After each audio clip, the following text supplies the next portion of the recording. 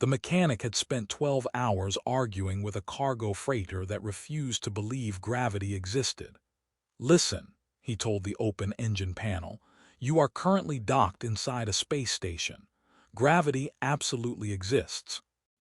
The ship's navigation computer disagreed. Its screen flashed a stubborn message. "Error, orbital data missing." "Of course it's missing," the mechanic muttered. "The moon you were orbiting exploded." The computer paused, then displayed another message, "Recalculating orbit asterisk." He leaned back and wiped grease from his hands. "If you try to orbit the explosion, we're going to have another problem." Around him, Dock Ring C hummed with the usual chaos of Port Halcyon 9. Cargo drones drifted past carrying crates from 3 different star systems. Someone nearby was loudly negotiating the price of illegal star maps, and a group of travelers argued about whose luggage had accidentally been sent to a planet that technically didn't exist anymore. It was, in other words, a normal afternoon. The mechanic finally closed the engine panel and sighed. "All right," he said. "You win. Orbit whatever you want." He stepped away from the ship and stretched his arms. His muscles felt like someone had replaced them with slightly annoyed metal rods. But the day wasn't entirely terrible, because in his pocket, he had chocolate, real chocolate, imported from Earth at a price that made accountants cry. He had been saving it all week. He sat down on a cargo crate and carefully pulled the wrapped bar from his pocket. "This," he announced quietly to himself, "is the reward for surviving another shift." The wrapper crinkled softly as he opened it. The smell of cocoa drifted through the air. He smiled. Then he noticed the staring. Someone stood a few meters away near a stack of cargo containers. A small alien girl watched him with the kind of intense curiosity usually reserved for scientists discovering a new star. He raised an eyebrow. "Well, hello." She didn't answer. She just stared at the chocolate. The mechanic looked down at it, then back at her. "Oh no," he said softly. The girl stepped closer. Her skin shimmered faintly between shades of silver and violet under the docking lights, and thin glowing lines moved slowly along her arms like tiny constellations deciding where to travel next. Her eyes never left the chocolate. He sighed deeply. "You know," he said, "this was supposed to be my heroic snack." She tilted her head slightly, still staring. He held the chocolate up. "You ever tried human food?" No response. Just very focused watching. "Well," he muttered, "I can't eat it while being judged like this." He snapped the bar in half and held out a piece. The girl hesitated, then carefully took it. She examined the chocolate like it might suddenly reveal the secrets of the universe. Then she took a bite. For a moment nothing happened. The mechanic shrugged. "Tastes good, right?" Then everything happened at once. The girl froze. The glowing patterns along her arms brightened suddenly. Her eyes widened as if she had just seen something wonderful and completely unexpected. The mechanic leaned back slightly. "Good chocolate." The girl didn't answer. She simply looked at him with an expression that mixed astonishment, joy, and something deeper that he couldn't quite recognize. Then alarms exploded across the station. Red emergency lights flashed along the docking ring. Security drones rushed past overhead. The mechanic stared at the ceiling. "Okay," he said slowly. "That reaction seems unrelated to chocolate." Armored security officers suddenly flooded into the docking bay. One of them stopped the moment he saw the girl. He spoke urgently into a communicator. "The princess has been located." The mechanic blinked. He looked at the girl. She happily finished the chocolate, then she waved. "Hello." The mechanic sighed. "I have made a terrible diplomatic mistake." The mechanic had been escorted many places in his life. Usually those places included repair bays, broken engines, and occasionally a cafeteria that had declared war on hygiene. Being escorted by an entire squad of royal security officers was new. "I would like to officially confirm something," he said while walking between 2 armored guards. Neither of them responded. "Am I under arrest?" "No," one guard said. "That's good." "You are being summoned." "That sounds worse." Beside him, The small alien girl walked happily, while holding the remaining piece of chocolate like it was the most valuable object in the galaxy. She looked completely unconcerned about the dozens of soldiers surrounding her. The mechanic leaned slightly toward her. "So, Princess, huh?" She nodded cheerfully. "Yes. Good to know." He paused. "You couldn't have mentioned that before the chocolate situation." She tilted her head. "You did not ask. That feels like an important technicality." The group entered the main docking corridor of Port Halcyon 9. The entire station had apparently decided to panic. Traders shouted. Cargo drones spun in confused circles. Several travelers pressed themselves against the walls while whispering urgently. The mechanic noticed someone recording the whole scene with a small camera drone. "Fantastic," he muttered. "I'm going to be famous for feeding royalty snacks." One of the guards opened a communication channel. "Transport vessel ready." The mechanic looked out through the transparent hull of the docking tunnel and saw the ship. It wasn't just large. It was elegant in a way that made every other vessel in the port look slightly embarrassed about its design. The hull shimmered like liquid metal beneath soft blue energy fields. He stopped walking. "That is definitely a royal ship." "Yes," the guard replied. The mechanic sighed. "I should have eaten the chocolate faster." The princess giggled. They boarded the ship. Inside, the atmosphere felt quiet in a very intentional way. The kind of silence that comes from extremely advanced technology politely doing its job. The mechanic tried not to stare at the glowing corridors. "This place probably has better maintenance systems than the entire station." The princess tugged his sleeve. "Mother is waiting." "That sentence is making me nervous."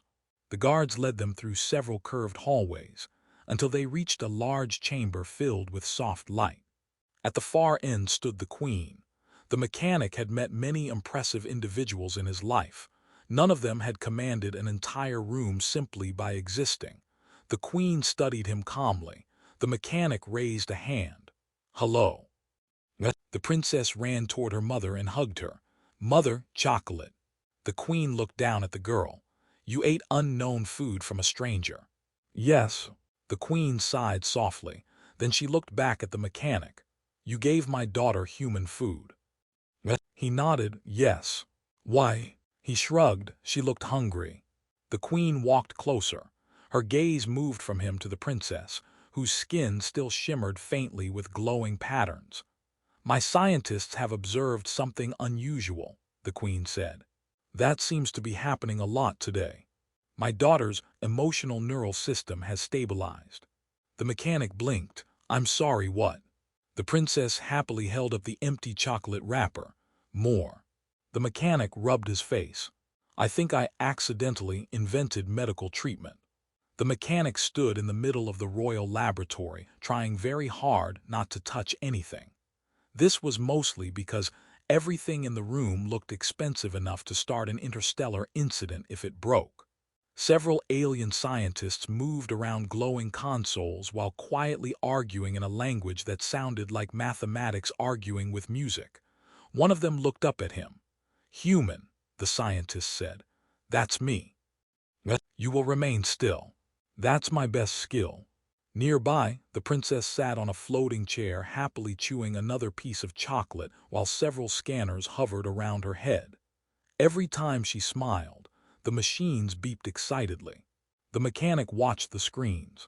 "So, just to confirm," he said, "this entire scientific operation exists because I shared a snack." "Yes," one scientist replied. "That's both flattering and deeply confusing." Another scientist projected a hologram showing complex neural patterns.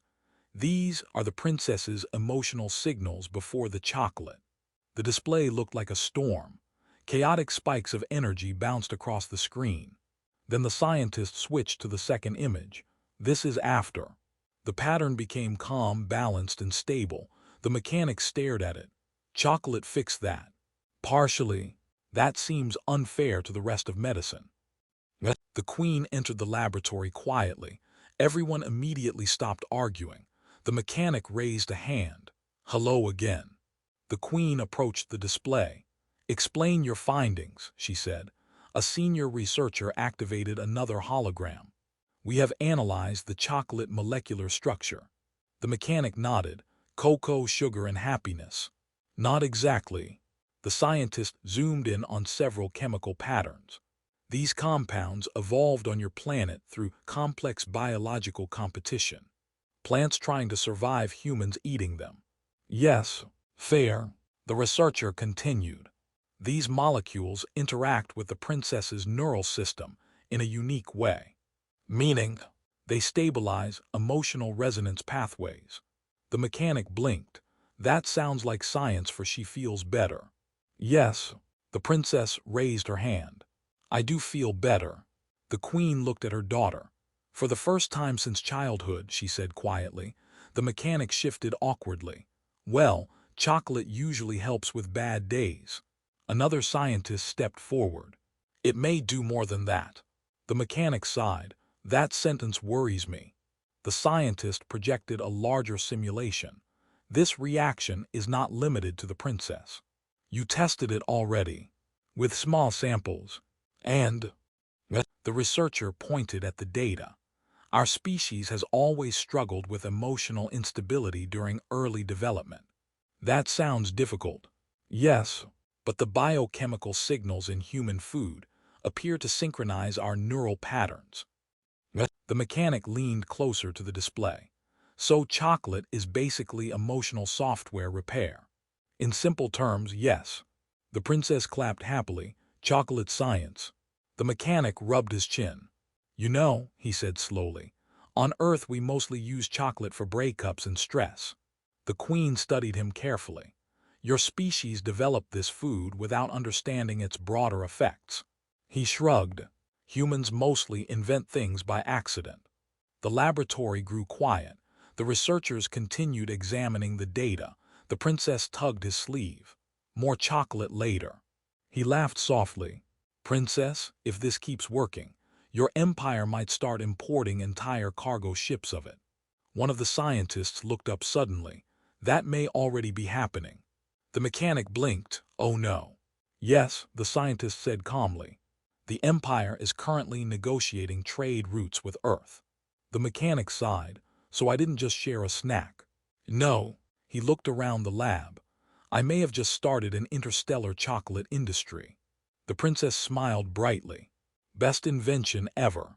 The mechanic stood on the observation deck of the royal flagship, watching a fleet of cargo ships arrive one after another. Each ship carried the same label on its manifest: Earth Agricultural Products. He crossed his arms. This escalated quickly. Behind him, several imperial scientists continued arguing enthusiastically about cocoa molecules. One of them waved a data tablet. The emotional stabilization effect is consistent across multiple samples. Another scientist replied, increase the dosage trial. The mechanic turned around. Please do not say the phrase increase the dosage when talking about chocolate. The princess sat nearby with a small plate full of carefully measured chocolate squares. Every time she ate one, the monitoring equipment beeped approvingly. She waved at him. This one is milk chocolate. He nodded. Advanced science. The queen entered the chamber quietly. The room immediately calmed. The mechanic gave a small nod. Your Majesty, you appear troubled. He gestured toward the cargo fleet outside the window. Your empire just imported half of Earth's dessert supply. Yes, that seems ambitious. It is necessary. The princess happily reached for another piece. The monitoring display stabilized again. The queen watched the data. For centuries, our species believed emotional instability was an unavoidable weakness. The mechanic leaned against the console, and chocolate fixed it. Your kindness revealed the solution. He laughed quietly. Your Majesty, I was just sharing a snack. The queen studied him carefully. Many great discoveries begin with small acts. Across the deck, a group of diplomats from several star systems were already discussing trade agreements. One ambassador whispered excitedly, chocolate diplomacy. Another nodded, remarkable. The mechanic rubbed his face. I can't believe I accidentally solved an interstellar medical problem with candy. The princess walked over and tugged his sleeve. Stay. He raised an eyebrow. Stay. She nodded seriously. You help. The queen stepped closer. My daughter trusts you. That's because I bring snacks. She also feels calm when you are near. He thought about that. Chocolate side effects. The queen shook her head slightly. No. He waited. You treated her as a child, not as a princess. The mechanic looked at the girl. She was currently trying to convince a royal guard that chocolate should be added to the imperial emergency supply list. The guard looked extremely confused. The mechanic smiled. Well, he said, kids deserve snacks. The queen turned back toward the stars outside the window. Our empire has ruled through strength for centuries. And now, she looked at the cargo ships again, perhaps through understanding. The mechanic walked closer to the window. Earth ships, imperial ships, diplomatic vessels from other systems arriving to study the strange new discovery, all because of one chocolate bar. He shook his head. You know what the funny part is? What? I almost didn't share it. The princess gasped dramatically. That would be terrible. Yes, he said, it really would. The queen placed a hand lightly on the control console. Your small act of kindness has begun something larger than war. The mechanic watched the fleet forming new trade routes across the stars. Chocolate shipments, scientific exchange, peace negotiations. He sighed. Next time I bring 2 chocolate bars. The princess smiled. And somewhere in the growing network of star systems, humanity's strangest diplomatic weapon